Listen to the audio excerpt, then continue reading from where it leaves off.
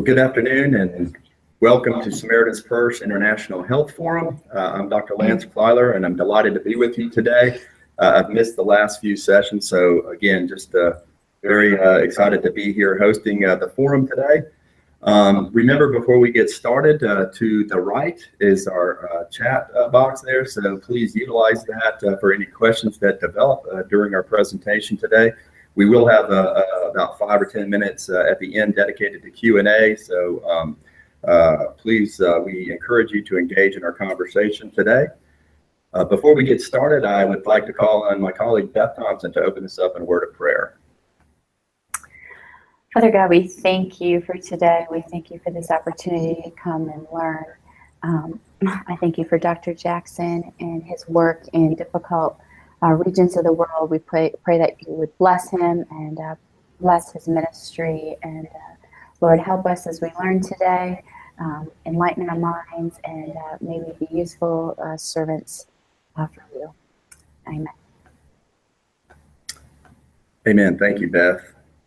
So today I'm delighted to introduce our speaker to you. He is going to be presenting under the pseudonym Dr. Joel Jackson for his own safety.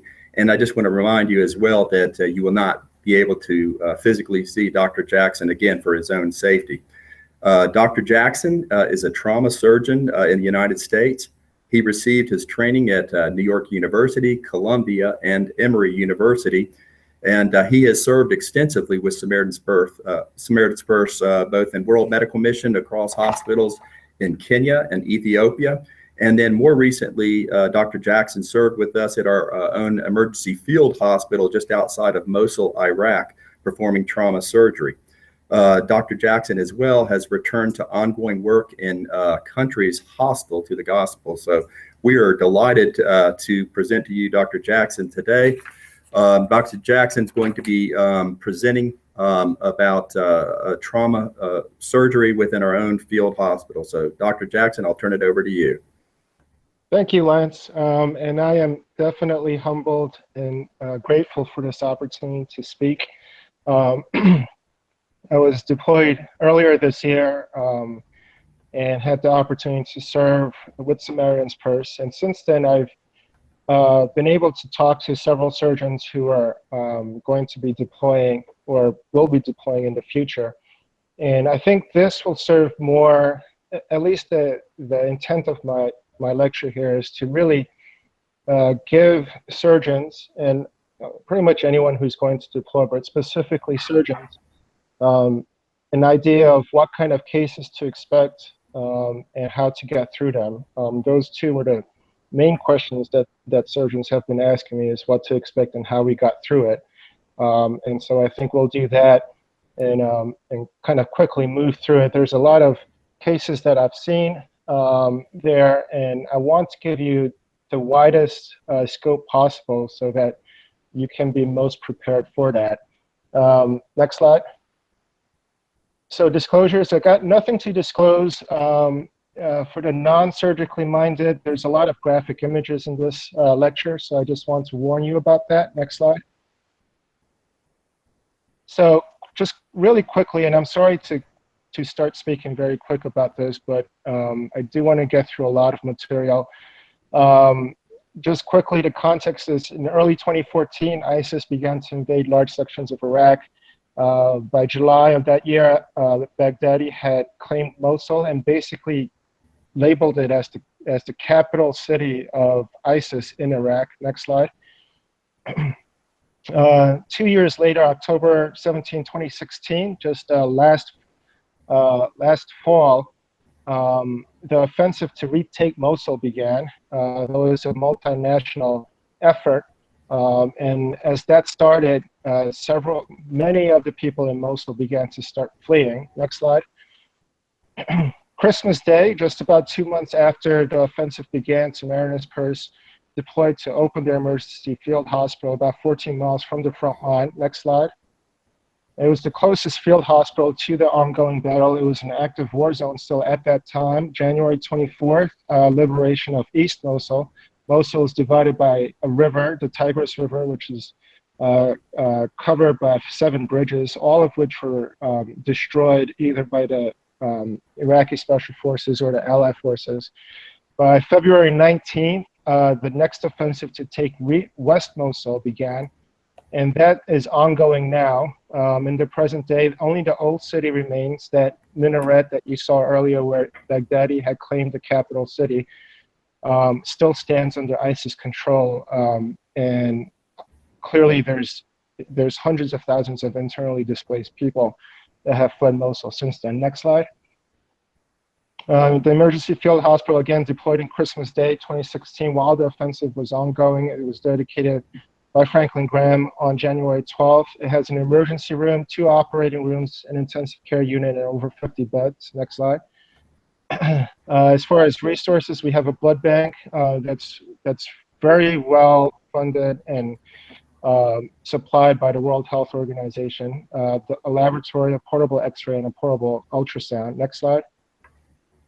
Since the start of it, we've treated 2,000 patients, over 1,000 major surgeries, and we're slowly transitioning that to have the field hospital transition completely to Iraqi control, where Iraqis will be able to treat their own. And of course, the non-medical capacity, there's a large refugee problem where, you know, the entire city, Mosul is the second largest city in Iraq, and they have all fled the city. And so taking care of them has been another very large focus of Samaritans First. Next slide. This is a picture that we took of the operating room. This is one of the operating rooms. You can see the ventilator and pretty good supplies. Next slide.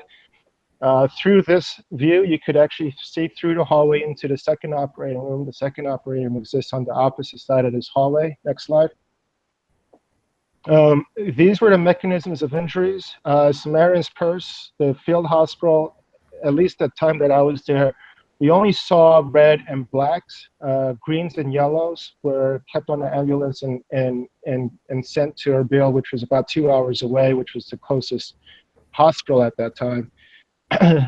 So reds and blacks, we only saw people in extremis, and these were kind of all the injuries that we saw: IEDs, unexploded ordnances, vehicle-borne IEDs, basically car bombs, victim-operated IEDs, which was a really big one, is booby traps. You know, kids, civilians would open refrigerators or open doors and set off or detonate the explosive, and they'd have extremities blown off. A big one was unmanned aerial vehicle IEDs, which were drones. There's a picture of that there.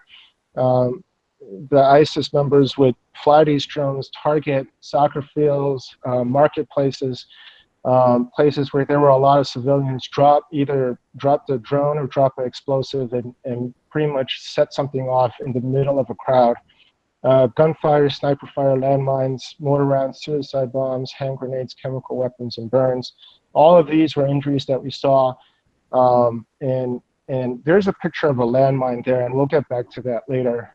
Next slide. Blast injury is a very big, novel idea. I'm a trauma surgeon here, trained in the US. I've never, or very rarely have I seen blast injuries. They never occur in the civilian world. If anything, we'll see them in factories or some kind of expensive situations like warehouses, but we never really get blast injuries. And so a fear of being able to see patients that you really never see in the States is this blast injury. And it was a very quick learning curve, and definitely for me and my team, you know, there's a lot of things that we wish we had known before we started working there, which would have allowed us to treat our patients with a foresight of what would develop. But I think this picture kind of illustrates the exact problem of what's happening during a blast injury. The primary wave after a blast goes off is a very strong compression wave that goes through. That blast pressure wave basically disrupts any kind of hollow organ within the body, especially the lungs and the small bowel and the colon. But secondarily, if you could see all of these little pieces of rocks, all these fragments, an explosion happens at a supersonic speed. And so if you're standing right next to a blast, you could imagine all of these little rocks get heated and then are sent out at a supersonic speed. So even the smallest rock acts almost like a gunshot wound in the US. Each one of those little fragments have the capacity to pierce the skin and potentially actually even go through the entire human body and create destruction on its way through. So even the smallest piece of fragment that you see has a catastrophic potential. Tertiary injuries is where most of the amputations occur. Those are crush injuries. Then after you're hit with all these rocks, the human body's thrown. Quaternary injuries, burns, inhaled toxic gases. We've seen those. There was one incident where a suicide bomber had gone into a restaurant and detonated himself, and many patients came in with burn injuries to the face and to the nasopharynx. And then recently, chemical attacks have been reported. Next slide. So this is the big roadmap of what I want to do. These are the observed injuries. I'm going to try to get through as many of these as I can today, but I do want to try to keep it within the time limit. But these are, if you could get through all of this, this is probably 90% of the injuries that we've seen there. First, intra-abdominal fragments, then intrathoracic fragments, lower extremity vascular injuries, vascular neck injuries, ocular injuries, blast injuries, sequelae, other considerations, and a critical requirement that I'll speak about at the end. But this is going to be kind of like our roadmap through our lecture today. Next slide. So intra-abdominal fragments. So you could imagine just one of those fragments being heated and then sent out, supersonic speed. It'll be able to pierce the skin and enter the abdomen. So on workup, when they present, you'll have a body that's riddled with small lacerations, little burn wounds. On physical exam, you want to see if there's an entry or exit wound. Track the tunnel. What you really want to do is if the wound is large enough for you to place a finger through it, you want to see if that fragment pierced the fascia at all. So you really want to put a finger through every hole that's large enough that you could get your finger through and see if there's a disruption of the fascia that you'd have to worry about. The size of the defect would be concerning. Smaller fragment, you'd be more inclined to watch. A bigger fragment, you'd be a lot more wary about watching. And then a chest x-ray, abdominal x-ray. If you do an AP in a lateral window, you'll be able to kind of triangulate where that fragment is. If you do an AP shot just like this one, but you do a lateral shot and you see that this fragment's only in the subcutaneous tissue, this fragment you're not too worried about. But if you saw this AP window and saw a lateral window and saw that this was sitting next to the spine or a little bit anterior to that, then you know that this fragment is actually sitting inside the abdomen and it probably did some damage on its way in. Next slide. Then next biggest thing was our focused abdominal sonography of trauma exam. You basically ultrasound anyone that has an intra-abdominal injury. If it's positive, you go to the operating. So there's 4 windows to it. There's a subxiphoid window, the pericolic gutters, which is basically the perihepatic and the perisplenic splices, and then the bladder window. So all of these are positive fast exam images. If you see that on ultrasound, pretty much you have to go to the operating room. There's something bleeding, or there might be intracolonic or intravisceral contents that are leaking. If you have bad x-ray, have a fragment that's within the abdomen, and the patient has a negative fast exam, in the US, the algorithm would be usually, if you have missile, some kind of gunshot or some kind of other wound that goes through the abdomen, usually that dictates exploratory laparotomy. In this situation, you have a fragment, we have a negative fast and a positive fragment on x-ray, and a benign exam. We were able to get away with just watching that. Now, you have to be very careful and watch them for 1 or 2 days and make sure that they stay benign. You can start a diet and then discharge them home. But next slide. If they're positive, then you have to take them back. So if they're positive and they become peritoneal, you would have to take them back, and there'd be several findings that you would find. Again, the most difficult thing about that was you have a patient that just sustained a blast injury with lacerations, rocks, and everything hitting their abdomen, cutting their skin. It's very hard to differentiate between what is peritoneal signs and what is just pain from sustained from the blast injury itself. And placing your hands on the patient on presentation and then watch them through the night and throughout the day is key in figuring out whether or not that patient's improving or if that patient's declining. Findings on exploratory laparotomy. So these are classic things that you'd see that you could be ready for when you get out there. Visceral injuries, by far the most common injuries. Small bowel injuries, there's a picture there on the right upper hand side. Multiple holes in the small bowel. You want to be able to figure out how much of the small bowel you can preserve and how much you can retain. Next slide. We had no staplers, so just be comfortable with different kinds of suture technique. The ones that I used were the canal suture and the lumbar sutures, but whatever you're comfortable with is what you want to practice and be able to use while you're out there, because we didn't have any staplers. Next slide. Now, that intra-abdominal injuries by far injured the small bowel and the colon and the stomach, but it also hit the solid organs. That would include the liver, spleen, and the kidneys. This is a picture of the liver. Oftentimes we do it on mental buttress over it and just pack it. If it's a lateral resection, then you could just take out a lateral lobe of the liver. If there's a kidney injury that's unsalvageable, you want to make sure that there's 2 kidneys in the body and be able to do a nephrectomy. Spleens, if you could do an mental buttress, then we go for it. Otherwise, we would just do a splenectomy. If you could imagine what happens if there's a fragment, oftentimes what would happen for these liver injuries, a fragment would enter through the right chest, create a pneumothorax and a hemothorax, pierce the diaphragm, go into the liver, and then continue to do damage either through the small bowel, through the colon, through the stomach.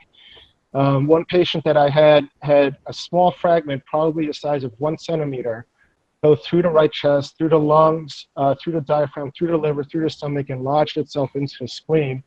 And so you have to pretty much fix all that destruction that happened as on its way through. And it's literally, when you find it, it's a small rock the size of a fingernail. Next slide. Big problem that we faced here, which was difficult to discern, was if you have a small fragment like that and it doesn't do any injury, they won't come in peritoneal, but you know that that fragment's still inside the abdomen. So, one big thing that we noticed was these fragments would lodge itself in the mesentery of the small bowel or the colon, and you can see the blood supply to the colon. One patient that we had, that fragment missed everything but lodged itself right in the right colic artery. So the right colon, colonic mesentery developed a hematoma which gradually spread, kinked off the middle colic artery, and 36 hours later, the patient finally started developing peritoneal signs. He was doing well, he was talking, he was walking. He didn't really have too much pain, and then suddenly he had this really bad abdominal pain, and he quickly became septic. Next slide. And at that point, if you have an arterial supply to the colon or a small bowel compromised, you'll have ischemic bowel. So that's what we would find. You would just find dead small bowel, dead colon, and you basically have to resect that. Oftentimes it's very difficult to see what's viable and what's not, what you can anastomose and what you can't. So we do a resection and just come back the next day and see if there's any viable tissue that we could hook up the colon to or to the small bowel. Next slide. And then finally, you have patients, especially the kids, when they have these blast injuries, they have this pain, and it's very hard for you to do a physical exam and wonder if they're peritoneal or if they're getting worse or not. So oftentimes we take children and we just do an exploratory laparotomy on a multitude of different incisions. Usually it's a midline incision, and you just have to live with the idea that you went into that person's abdomen and you didn't find anything, but you definitely ruled out something that could kill that patient. So sometimes you just make an incision to take a look inside the abdomen, maybe find a fragment, retrieve it, and really find out that there was absolutely nothing wrong in the belly. and just live with the idea that that patient has a scar, but it's better to have a scar than to lose a life. Next slide. So those are stable patients. A lot of times these patients, again, they were red and black, so they would come in unstable. At that point, if they're losing their blood pressure, there's no wondering. That patient's clearly bleeding somewhere, usually in the chest or the abdomen. What you want to do is the patient dying from the chest, or is the patient dying from the abdomen, or is the patient dying from the extremities? Usually the extremities have tourniquets on them. So now you just wonder, is there uncontrolled bleeding in the chest, or is there uncontrolled bleeding in the abdomen? And a fast way to pick that up is the FAST exam, chest x-ray and abdominal x-ray. Next slide. If you have exploratory laparotomy and the abdomen is filling up with blood and the patient is unstable, what you want to do is quickly get in and basically do a 4-quadrant pack. I like to eviscerate the small bowel and then basically take your packs, shove them up around the liver, down the paracolic gutters, shove them around the spleen, put them in the pelvis, and then you just wait. Sometimes there were so many injuries. So if you imagine not only one of these fragments going through, but if you imagine 7 or 10 of these fragments going through, you're making holes left and right. So there's bleeding happening from too many holes for you to even put a finger on, too many holes for you to even put packs into. And so oftentimes what we would do, next slide, is to cross-clamp the aorta. And you could do this even with the upper midline incision. All you have to do is make a upper small enough incision in the midline to get your hand into the abdomen. And you basically go through the lesser omentum, which is next to the gastrohepatic ligament. That's right along the lesser curvature of the stomach. And from there, you just basically dissect down until you get down to the vertebra.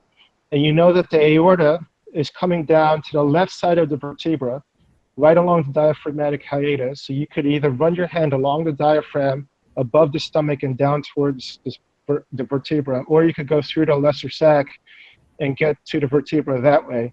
And then you'll feel the aorta as it comes through the diaphragmatic hiatus, and you can just either cinch that with your fingers, or what I usually like to do is just push the aorta against the vertebra. And that basically cuts off blood supply to everything below the diaphragm. That gives you time to not only pack, but also it gives anesthesia time to transfuse as much blood and fluids as possible. These patients have no blood pressure, and they're bleeding profusely through an innumerable number of holes in their abdomen. So there's no way that you could get control, and there's no way even with packing that you could get that kind of control. So you'd have to really just cut off that blood supply at the source, at the diaphragm, and just, at that point, the kidneys, the liver, the lower extremities, there's no blood going down south of the diaphragm at that point. So you have to do it quickly and really know that you only have a limited amount of time before the liver goes into shock liver and the kidneys go into failure. That really gives what I like to call room to play. When you first enter that abdomen, that patient has no blood pressure and he or she is bleeding through a multiple number of holes. You have no room to play at that point. The moment you open that patient up, the patient's pretty much in extremis and about to die. If you cross-clamp the aorta at that point, you stop the bleeding and the anesthesia, and we had some fantastic, I hope they're listening, but we had some fantastic anesthesia colleagues who worked at the speed of light, getting in as much blood product in them as soon as possible. And within 10 or 15 minutes, we'd regain a blood pressure. And once I released that aorta, then the bleeding would start up again. And periodically, we'd have to cross-clamp just to make sure that we'd have enough blood in the system to maintain a blood pressure. Next slide. Intrathoracic fragments was another common injury. Obviously, when these rocks go through, these fragments not only enter the abdomen, but they also enter the chest. These were common-looking X-rays that we'd see. You'd wonder which fragments actually made it into the chest and which ones didn't. In ultrasound, you really want to be able to, it's called an extended fast. It adds 2 windows to a normal fast. So you basically have windows in bilateral thoraces, and you just want to make sure that the lung is up against the chest wall and it's sliding. If you don't see the lung parenchyma against the chest wall, then you know that there's a pneumothorax or a hemothorax, and then you should proceed at that point with the chest tube. Now, if you put a chest tube in and you get 1.5 liters of blood immediately out, that requires a thoracotomy. Or if you get 250 milliliters an hour for 3 hours, that also mandates surgical exploration. Next slide. Emergency thoracotomies. Basically, if these fragments do a number of different injuries, either 1.5 liters out, if they go through the heart, you'll have a pericardial tamponade occurring that will obviously kink off the heart's preload, and you'd have no blood pressure.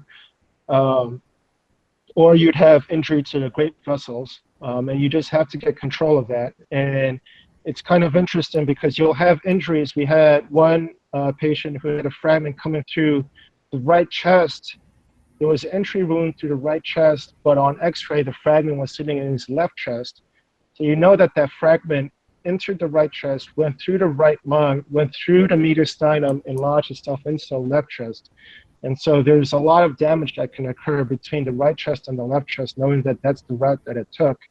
And any one of these injuries need to be opened, and sometimes you'd have to open it in the emergency room. Hopefully you can make it to the operating room, but sometimes you won't have time for that. Next slide. We had a rib spreader in the emergency field hospital. And so all you have to do is get into the chest, and oftentimes either if the lung is bleeding and there's uncontrolled bleeding from the lung, a good technique is to either do a lobectomy, take apart the part of the lung that's injured out, or if there's multiple injuries to the lung and you cannot control the bleeding to the lung, you want to release the pulmonary ligament that's sitting posterolateral, and it's connected to a diaphragm. You want to release that posterior ligament. That frees up the lung, and the lung acts like a sponge, so you can crumple the lung into a small ball, and then you can twist the lung 180 degrees, and that will kink off the blood supply to the lung. So in 30 seconds, you can get control of all the blood supply to that lung. All you have to do is release the pulmonary ligament, squish down the lung, and twist it at its hilum, and that will stop both ventilation into that lung and also blood supply into that lung. Another thing that we saw is injuries to the heart. So if you have the pericardium, it's an enclosed sac, blood is filling up in the pericardium. All you have to do is cut across the pericardium, release the blood within the pericardial sac. Make sure that you don't injure the phrenic nerve that runs caudate to or cephalad to caudate. Is parallel to the vertebra, and just stay north or anterior to that as you release the pericardium. Eviscerate the heart out of the pericardial sac, and then you'll be able to inspect all 4 chambers of the heart and be able to do a suture ligation or some kind of repair to that. Next slide. If you have uncontrollable bleeding and you have both bleeding inside the chest and outside of the chest, you want to cross-clamp the aorta again, and you can do that anywhere distal to a takeoff of the left subclavian artery. If you have injury to the great vessels, you'll have to extend that incision, the left thoracotomy, extend it to the right side. It's what you would call a clamshell, and you just open both sides. There's a good picture here where you'll be able to see both lungs and all the great vessels, as well as access to the heart. And again, if you have a fragment that's coming from the right side and lodged itself into the left side, you'll be able to do suture ligations and be able to repair. Again, also that something that you want to maintain is, if you're going to be doing this, make sure that you prep the thighs and the arms, but preferably the thighs, because if you have injury to the great vessels or to the neck vessels, you want to be able to take a vein from the leg and use that in the chest as an interposition graft. Next slide. Again, these are different incisions that you could extend. So D, C are incisions that you could do for initial access. If you know that's a medial spinal injury, then you could do a median sternotomy. If you get into the chest and realize there's injury to subclavian vessels, then you could do what we consider a trapdoor incision, which is B. So you extend the left thoracotomy into a midline sternotomy and then extend it over into the clavicle, and that will open the chest like a trap door and give you access into subclavian vessels. Next slide. Vascular injuries, another very big one. What you really want to see are the standards of trauma surgery care in the US. Just see, are there any unstable signs of vascular injury? If there are, then you just have to prepare them for the operating room. These are tourniquets that they were using out there. They were the standard military tourniquets. They would come back preferably with the time that the tourniquet was applied. The tourniquet time is important to make your decision on whether or not you want to do a fasciotomy on the patient. And these are the hard signs. Next slide. These are some of the x-rays that you'd expect, broken bones along with fragments within the leg. Next slide. And this is kind of like what you're thinking about in your brain as these patients arrive. You look at their injuries and you wonder which artery could be damaged, which artery can I sacrifice, and which artery must I repair in order for this person to be able to salvage the leg. And the most common injuries, believe it or not, were the popliteal artery injuries. There was a week, for some reason, where every time at 12 o'clock in the afternoon, right when it was noon, a popliteal injury would come in, and we'd have to operate on it. But it turned it almost into a joke that at lunchtime it was popliteal time. But we also had femoral artery injuries that were popular. And then as far as the lower extremities, distal to the knee, distal to the trifurcation, you have the anterior, posterior tibials, and the perineal. You only need one of those arteries to be able to keep the foot. You don't need to fix all three of them. You just need one of those arteries to be able to keep that foot. Next slide. Very difficult situation here. When patients came in, they usually came in crowds, or like 15 or 20 at a time. Now, when you have a lower extremity injury, you can get proximal and distal control, expose the area of injury, get proximal and distal control, and that will take you about 3 hours to do that. Now, to reconstruct an artery, it'll take you another 3 or 4 hours to reconstruct an artery, whether it's a vein patch or an interposition graft with a saphenous vein graft. It'll take you another 3 hours to do that. So you're talking about 6 or 7 hours of operative time tied up saving one person's leg. So the decision to either fix that artery or to just bite the bullet and amputate the patient, or to shunt, really depended on how busy the day was, how many patients were on the operating room schedule, how busy the trauma bays were, what we knew about what was incoming, and whether or not there were surgeons available. So based on that, you have to make a decision whether or not you want to repair the artery now, or shunt the patient, or just go ahead and just amputate, bite the bullet, and said, we could have saved this leg, but we don't have the resources nor the time to save this person's leg in order to save all the incoming patients. Next slide. So some of the risk factors were just the extensive injuries that occurred to the leg. We unfortunately had to do all of these amputations that you see here of the leg. Foot amputations were common because the feet would be closest to the blast and they'd just be blown off. Transtibial, basically, if you have a popliteal injury and that's not salvageable, then you'd have to take it below the knee. Hip disarticulation we had to do because massive fragments would go through the pelvis and knock out the external iliac artery, and we'd have to go in and actually take out the femoral bone and do a hip disarticulation at that point. Next slide. So when you look at this injury, as they come in, there's a lot that could distract you in this picture. But what you really want to think about is not so much the soft tissue injuries here, but what arteries in there could be potentially damaged. So there's an injury here that could has a large gash to the medial knee, and that definitely has the possibility of a fragment going through into the popliteal fossa and transecting the popliteal artery. Next slide. Low extremity. So fortunately, we didn't. The extremities that we had to amputate were usually feet. We had to do some below knee amputations, but we were able to also do some limb salvage. And the strategy behind that was, number one, the vascular capacity at the referral hospital was limited. But we noticed that between 8 to 11 o'clock in the morning, there wasn't a lot of patients coming into the hospital.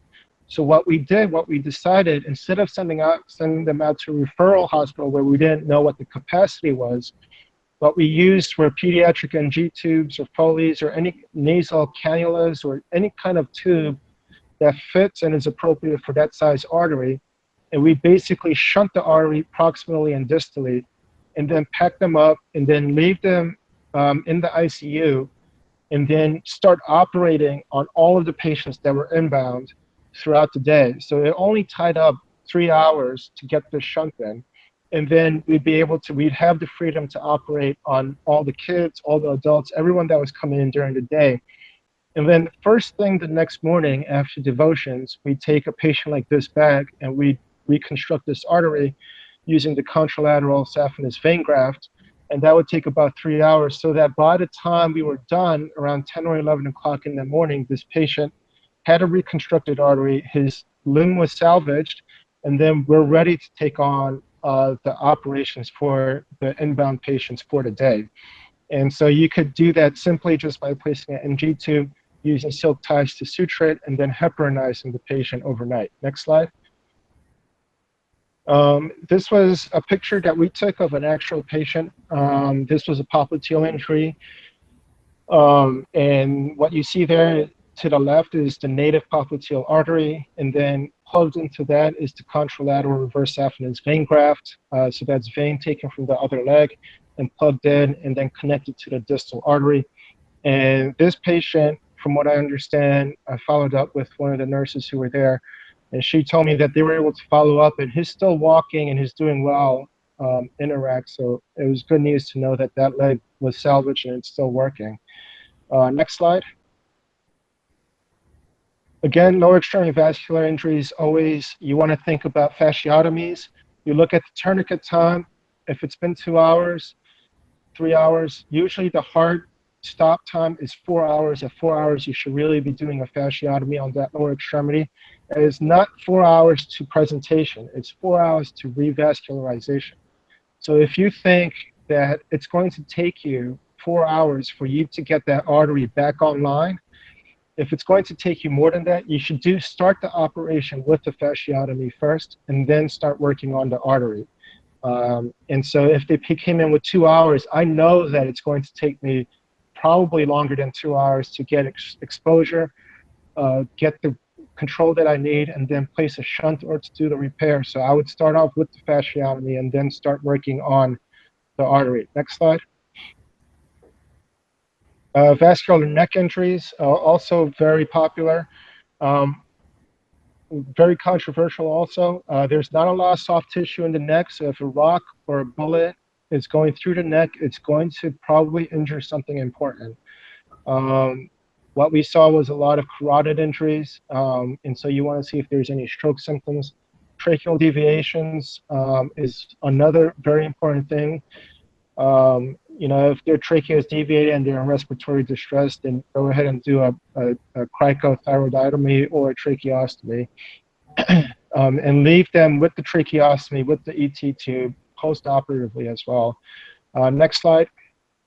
This is an ultrasound. You want to see if there's disruption or a thrombus to especially the common carotid or the internal external carotid. This photograph on the right-hand side is very classic of patients that we've seen. We've seen .50 caliber, 308, 5.56, and they're usually full metal jackets, so they don't really expand going in. It's just, a bullet going straight through the neck. Next slide.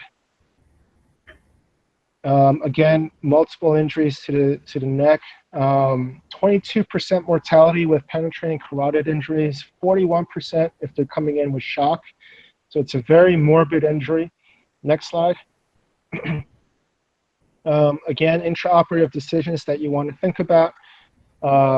Number one, if the trachea is deviated, we decided every patient that got tracheal deviation, we just went ahead and did tracheostomy on them, because we had a patient that we did a carotid repair on, wound up on the floor and went into respiratory distress and did an emergency tracheostomy in the emergency room. And that situation is just not good for anyone, because the surgeons are usually in the operating room, and it's an unstable environment. You don't have all the supplies that you need. So preferably, if you have tracheal deviation, we just went ahead and did the tracheostomy and left them with a tracheostomy or ET tube in place post-operatively until that hematoma or that swelling reduced. You could either do a vein patch repair and then doing interposition graft either from the ipsilateral internal jugular vein or from one of the lower extremity vessels, whether it's the lesser or greater saphenous vein. Next slide. The difficulty with specifically carotid injuries is that external carotid injuries you can ligate with very little sequelae because of the collateral flow through the face. But the internal carotid artery feeding the brain, you're basing that decision on an assumption that the circle of Willis is intact. And unfortunately, based on several studies, doing a ICA, internal carotid artery ligation, has a higher morbidity. So it's preferable to get that ICA repaired versus a straight ligation of that artery. Whether it's an interposition graft, a vein patch, thrombectomy, or whatever you need to do, it's better to get that ICA back online than to do a ligation. Now, despite this, if the patient is an extremist and there's no other way to get out of it except to ligate the internal carotid artery, you have to ligate the internal carotid artery and sustain the possibility of stroke or neurological symptoms. It's better to do that than to lose that patient's life because of uncontrolled bleeding from the internal carotid artery. It's better to ligate the internal carotid, save the person's life, and be able to deal with the sequelae later. Next slide. Ocular injuries. I put this in here because it's not something that you really see and do in the US. This is something that I picked up while I was doing mission work with World Medical Mission in Africa. And I'm glad that I had this experience because, these fragments not only hit the abdomen and the chest, but they also hit the globe. And so we've never had a patient where a globe injury was salvageable. The fragment goes in with such speed that the globe is completely disrupted, and you just basically need to get it out. And the surgery itself, you just basically excise around the conjunctiva. That will free up the globe. At that point, you can identify the rectus muscles, at which point you get hemostat clamps underneath the rectus muscles, suture ligate each of the rectus. That will free up the obliques, and then you can suture ligate the oblique muscles. At that point, the globe, you could pretty much eviscerate it out of the orbit, and it's hanging just by the optic nerve. And you get a right angle clamp underneath the eyeball, and you basically, it's what they consider strumming the violin. You can actually feel the optic nerve as it runs along the right angle clamp. Clamp it at the root of the optic nerve, and you basically excise the optic nerve, and then you suture the optic nerve. You have to make sure that you suture it or you tie it because there are cases of neuromas forming afterwards. And then once the globe is out, then you just suture close the conjunctiva. Next slide. Now, these blast injuries, it's a good thing. It looks like I might finish just in time here, but the blast injuries, unfortunately, was something I've never seen, and I want to emphasize some of the sequelae of this because we definitely suffered setbacks because we had never seen these injuries before. Next slide. What happens in a blast injury is the pressure wave that goes through disrupts the protein. And some of these studies have shown that you could send a blast impact, a pressure wave, strong enough, as you can see in the right-hand side, it will go through the proteins and actually blow holes through the protein structures themselves. So if you imagine what's happening in the chest, the alveoli are sitting with all these interstitial spaces. And that compression wave is basically almost like a sonic boom that's going through the body. And it disrupts all these alveolar interfaces. And you have these massive, holes and spaces in the lung that occur. Also, small bowel injuries that occur. But by and large, we've seen number one injury was lung injuries. And then after that, the idea of what these things do on the microscopic molecular level, on the cellular level, what they found is that military personnel who are victims of blast injuries, who never sustained a head injury, but sustained lower extremity injury or whatever from a blast injury, they found that these patients developed neurological symptoms way down the road, several years down the road. And what they're finding is that these blast injuries, when they go through the brain, are disrupting the brain, the axons in the brain, shearing them, almost creating a diffuse axonal injury that you see in a trauma situation. And you develop symptoms from it, whether it be emotional difficulties, memory difficulties, dementia, all of these symptoms. You don't sustain a head injury, but you have these sequelae because the shearing force of these injuries going across the neurons in the brain. The second thing that we noticed is edema and hemolysis. And I think you have to be very, very careful about this. This was a mistake that I personally made, and I never made the mistake again. But what happens is the blast wave goes through the erythrocytes, each individual red blood cell, and disrupts the red blood cells, and the red blood cell just bursts. So they have this massive hemolytic effect that comes from it. And what you'll see, this is a classic picture, and once I saw it, I noticed it, and I saw it time and time again. You do the operation, they do well for about 1 or 2 days. They're eating, they're walking. About 2 or 3 days later, their lungs are going to start filling up with fluid, and their bellies are going to start filling up with fluid. So you put bilateral chest tubes, you put a drain, and it just pours out serous fluid. It's not even serosanguinous.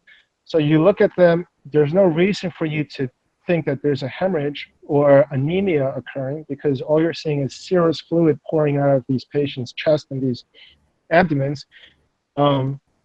You have both cavities drained, and you see the extremity. There's no bleeding occurring, and there's no routine labs, but you have to make sure that you're getting hemoglobins on these patients. You have to get a count on them, because what you'll start seeing is that the more fluid that they're leaking, the more of that hemolysis that's probably occurring.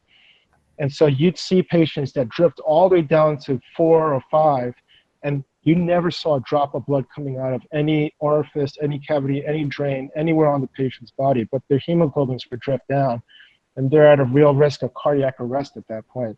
So maintain drainage, and also transfuse as much as you can to get these patients back up, because their red blood cells are basically injured. Next slide. And when they have lung injury, what you'll see is this butterfly x-ray, and you basically throw them on the ARTSNet protocol. It's classic protocols for any trauma ICU. Just follow that, and we were able to get patients out of there based on that ARTSNet protocol. Next slide. Other considerations. Now, this is kind of some things at the present time, and also looking into the future. Triage, you have limited resources. If you have a patient that goes into ARDS and they're going to sit on a ventilator for 2 weeks to get them out of it, either we have to transfer them out, or sometimes we had to make a choice of just extubating them and seeing if they would fly. Because you cannot have a patient holding on to a ventilator when you could save 5 or 10 patients on that same ventilator and they only use it for 1 or 2 days. It's a very tough decision. It's a decision that the medical director and the hospital director makes. And you just have to trust and pray that, you know, when you extubate them or you make these decisions to let some people go, that it's the best decision to make. Another difficult decision that we had was surgically implanted IEDs. If you look at the upper right-hand picture, that's a landmine, and Lance was there when we took something that looked like that out of a patient's abdomen. And it definitely scared us. And you just want to make sure. Now, the bomb squad took a look at it, and it wasn't anything explosive. It was a victim of a car bomb, and a part of the car had basically gone into this patient's abdomen, and we just retrieved it. But you just have to be aware that it's a possibility, and you want to x-ray these patients in the emergency room before you do anything. And then as far as long-term is concerned, very unfortunate situation. There's very little prosthesis. There's very little orthopedic prosthesis out there. So we're looking at a very similar situation as what we have in Cambodia after the Khmer Rouge, the landmine difficulties. The entire city of Mosul is booby-trapped. There's landmines into and out of the city and all within that city. And so you can see the same problems that Cambodia faced is going to be similar problems that we're going to face in Mosul. Is victims are going to continue to be victims of explosives. They're going to be amputated. And you're going to have a whole population that's going to have difficulty reinstating back into work. The other difficulty that we had, this picture of a child, I include that because she looks very similar to a child that I had to enucleate at Mosul, but there's no globes in the hospital or in Iraq, period. You know, several of the staff members and I, we try to collect money to buy the globe. And first, the parents said that, you know, if you give us that money, we're just going to use it to buy food. We're not going to invest in a globe. But even if you were to bypass that and to try to purchase a globe without them, there's no globes to purchase.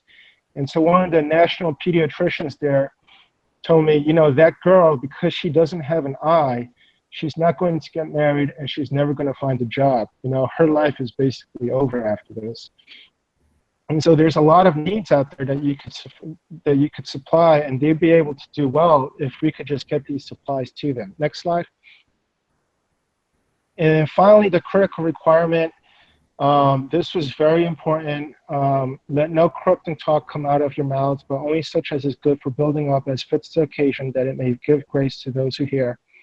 And do not grieve the Holy Spirit of God, by whom you were sealed for the day of redemption. Let all bitterness and wrath and anger and clamor and slander be put away from you, along with all malice. And most importantly, be kind to one another, tender-hearted, forgiving one another as God in Christ forgave you.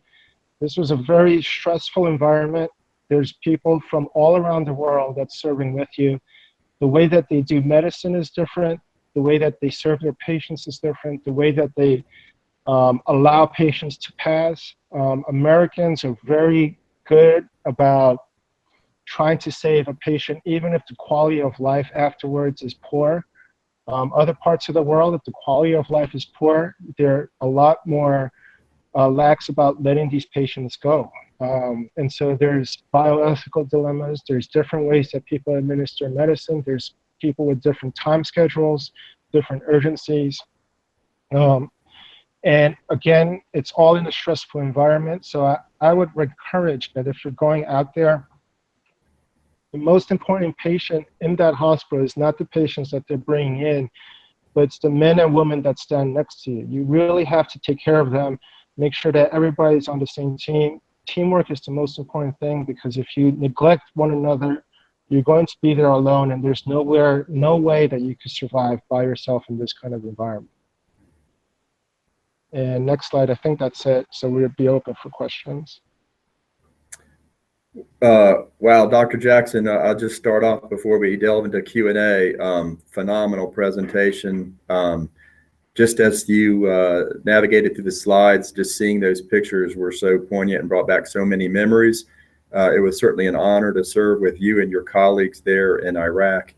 And you did just a phenomenal presentation of some of the issues that we confronted. Just encourage our listening audience. We have, as I mentioned in the beginning, that chat box to your right. Please pose questions to Dr. Jackson, and we will entertain those as they come in to us. As we wait on those, Dr. Jackson, I'm just going to ask you, I've got several comments and questions myself.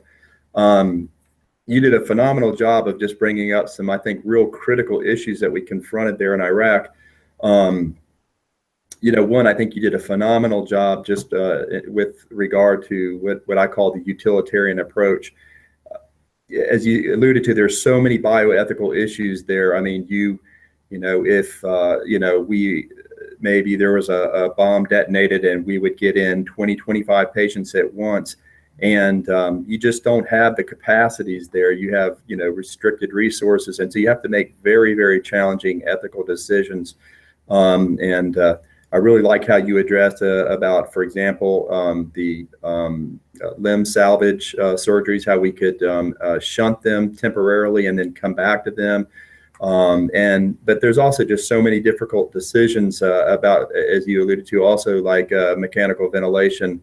Sometimes we did have to make very, very challenging decisions about patients that you just can't leave them on a ventilator for days on end because there's so many patients thereafter that you need to save. So that's tough, and that's where we really call on our faith at Samaritan's Purse to make those decisions. But thank you for that presentation. We have a question here, Dr. Jackson. It says, where would patients go from the field hospital? Yeah, one thing that I did want to point out in addressing your point is, I think the effort of teamwork is important. I think respecting the offices and the hierarchy in the hospital is very important. Yes. I think it's very easy for us to protect our own patients, and I do remember, if you operate on a patient, there's a level of ownership over them, and you want to see your patient survive. But I almost likened it to kind of like a husband and wife. Anybody can make a tough decision. At some point, somebody just needs to pull the trigger, and someone has to take the lead and make that decision. So the way that we approached it was, the other surgeons and I, we would just basically tell the medical director and the hospital director, these are the numbers. This is, your family situation or what have you. And you just let them know this is just the information. Any one of us could decide which patient we're going to let go and which patient we're going to let live. Mm-hmm. But at some point, just gave it to the medical director and to the hospital director, and we prayed over them. We prayed over our patients, and we just trusted that that person made the right decision before God, and then went ahead with it and decided who to pull off the ventilator and who to keep on it. And amazingly, I think God really pulled through that. I think as far as the second question is concerned, we had the referral hospital in West Erbil. That was the government hospital, and the way that it was set up, we were only allowed to transfer patients to a government hospital. And so, all the orthopedic injuries, all of the, if we had ostomies, if we had, other injuries that needed follow-up, they would ultimately all end up in West Erbil at the government hospital there. I know that now, currently, we're doing a lot more follow-up. Now that it's several months into it, we have patients that can actually come back to the hospital and do follow-up, do dressing changes. Mm-hmm. I know that I've had my extremity injuries come back, and we do interval surgeries, do the fasciotomy closures, and do the dressing changes and so on and so forth. So it's either here at the EFH or at the West Erbil Government Hospital, which would be 2 hours away. Great. Dr. Jackson, Scott Powell asked, what are the living conditions for folks who are considering a stent there at the EFH? I think they're, I was there during the winter time. It was a little bit more difficult because the bathrooms are outside in a separate container. So when you wake up to use the bathroom at night, you pretty much come back completely wide awake. it's freezing, but now I know that it's warmer, and the living conditions are basically cots inside these containers, which are air conditioned. There's the bathrooms and the showers that were outside, and then there's a cafeteria where the food was really good. It's actually really good. It was carbohydrate heavy, but it was very good. And you're protected. I never feared that we would die from something like that. We were behind concrete walls. We had ISF security. We had, a deep trench for car bombs that would decide to, if they wanted to come in, they couldn't even drive through because they would just get stuck in the trench. And then beyond that, we had barbed wire fencing. And then if any of that didn't work, we had 50 caliber rifles on crow's nests on all four corners, and heavy military presence outside of the hospital. Yes. So I never felt that we were going to be hurt from the outside. My biggest concern was whether or not our team would deconstruct from the inside. Yes, amen. You're right. I might add that Samaritan's Purse takes security extremely seriously, and so all measures were taken to secure our staff. And I couldn't agree with Dr. Jackson more about his last comment is, Satan hates what we're doing there in Iraq. And so he really tried to attack, and he tries to destruct from the inside. So we really had to pray and stay in the Word of God to avoid that. Dr. Jackson, Lynette McBride says, is SP working with Matt Coley on getting a prosthesis program up and running in Iraq, and how is that going? I think that would be a good question for maybe Elliot, but I do know that from colleagues that the follow-up has improved, and we have to shift now from doing trauma care and ultimately shifting over to rehabilitation. Mm-hmm. So once I think all of the urgency dies down and hopefully Mosul is retaken, then we could reinstate the citizens of Mosul back into their city, clear the city, and then really do long-term work. Now, Samaritan's Purse has always been in Iraq long-term, and the reason why we were chosen to do that and to work in Iraq was because we had a relationship with the Ministry of Health ongoing before this even began, ever since the first couple of wars in Iraq. And so that we had a relationship, and there's no reason, no doubt in my mind that we'll be there long-term. Mm-hmm. Not only getting these patients and these internally displaced people back into their city, but also to work on skills training, prosthesis, and then getting these prosthesis and these globes in, whether they be orphanages or rehabilitation centers or mm-hmm. psychiatric help from all these neurological injuries, from these blast injuries. We've been there, we have offices there, and we're going to stay there. So yeah. And just to add to that, WHO has mandated now that emergency medical teams have, as a part of the team, physical therapist, and so we are taking rehabilitation into consideration, and certainly a prosthetic program would be paramount in Iraq. So I don't know further details on that, but next question, it says. I understand that Samaritan's Purse will be ending up their commitment at the end of August and leaving everything to the Iraqis. So no more deployments after that from the USA. Is that correct? Again, I think the need is ongoing, and it's very fluid and dynamic. Yes. I know that we were supposed to pull out in June, and now we're there through August, and yes. We might be there through September. I know that the Samaritan's Purse Iraqi team has been there before and will remain afterwards. So there will always be a need, and I think if you want to join the Iraqi Samaritan's Purse team, there's going to be a presence there even in the ongoing years that they need the help. Exactly. We've been there, Samaritan's Purse, for 6 years before the EFH was deployed, and we will certainly be there thereafter. So you're exactly right. I think it is fluid, so it's hard to give a definitive answer how much longer we'll be there. The commitment right now is to August. Dr. Jackson, we're going to have to round it up here in just a few minutes, but I got a couple more questions. Maybe we could answer them succinctly. It says, can you please discuss patient handoffs as new personnel would come and go over time and the challenges that presented? That was definitely particularly challenging. I gotta give a lot of credit to IHQ. The enormous size of this project was absolutely mind-boggling. I think once you walk into the EFH and realize just how many people from all around the world are there doing so many different functions, whether it's, you know, the generators giving them power, all the way down to construction and to the healthcare facilities, there's a lot of people coming from all around the world, and it's moving and rotating every 3 weeks or so.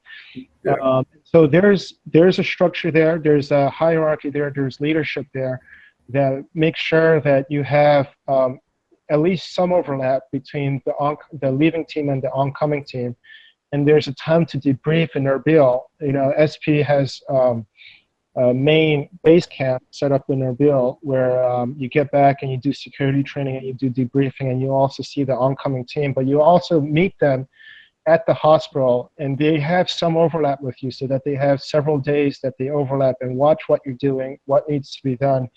You know, I know when you came by that the other physician was able to walk you through and gave you several days of overlap so that you felt comfortable transitioning out. So I don't think that's a problem. And again, it's a big team, and they love to work together. They love each other, and if you feel like you're lost, there's 7 or 8 people who will definitely help you out and getting you to where you need to go. And if you just need someone to talk to, and was there another question there? Or? Yeah, so I'm going to just have one more question for you here. Our very own orthopedic surgeon, Dr. Leland McCluskey, says, what is it like for you reintegrating into life back in the United States after being in such a high-stress environment? Well, congratulations to him and his son for following after him. I try to persuade him to be a trauma surgeon, but I guess he's got more brains than that, and he's going to follow orthopedics. But I think reinstating into society, I think it was difficult in the beginning. Samaritans Purse is very good about debriefing you at the hospital, and then they had very good follow-up with me afterwards on multiple occasions through email and through phone calls. You had trained psychologists who would get in touch with you, who dealt with, you know, things like post-traumatic, and they do screening and make sure that you be okay. And on top of that, they make sure that if you do need psychological or psychiatric help, that they support you in that and they supply it for you. And beyond that, they will get you possibly even to IHQ in the Smoky Mountains, in that Blue Ridge Park, in that beautiful retreat center that they have over there. If you need time to decompress, debrief, and be around people that have been there, who have been through this kind of work, that you need that physical presence, they will get you out there and allow you to decompress there. So, you know, initially it was very difficult, and, you know, being able to journal, being able to pray about it, pray through it, and then also to be able to speak to others who've gone through it, and then having Samaritans Purse with their, you know, pretty much endless supply of support. If you need it, you could pretty much go as far as you need in terms of support, and you know that you'll be well protected. So, you know, as far as like protection there and protection at home, whether it's physically or mentally or spiritually, you know, I think they're just very good about doing it. I don't think, you know, if your heart and God is calling you to do it, pray about it. But don't feel like you'll be alone. Don't feel like you'll be neglected. It's a hard place to be. Not everybody's called to do it, but the need is definitely great. And it would be great. It would be wonderful to have as many people out there as possible. And as far as reintegrating back into society, you know, SP is with you 110% of the way. All right, so we're going to conclude there. I just will say today's presentation was really with regard to the surgical approach that we take at the EFH. And the last question sort of posed, is there a role for non-surgical physicians and healthcare providers? Absolutely. There's perioperative and postoperative critical care and rehabilitation, and a tremendous need for nursing staff. So there's certainly a need for everyone. Dr. Jackson, again, that was amazing. You took me back to Iraq, and you really just did a phenomenal job just describing some of the technical specifics about trauma surgery. I just want to remind everybody about CME. So please go. After this presentation, you will receive a follow-up email with a recording. As well, there will be a link, a web link there, health.samaritans.org, where you can sign up to join the forum. Please encourage other healthcare providers to join and get involved with Samaritan's Purse. On that same web link is an amazing archive of various excellent presentations like Dr. Jackson gave today that you can utilize before you deploy to the field, just full of pertinent information that will help you better serve. Want to remind you that the forum takes place the second Wednesday of every month. The next presentation will be on July 19th. It'll be Dr. Roger Holland, and he will be discussing medical education in the developing world. With that, I'd like to thank you for joining the forum, and please join us next month. God bless and take care.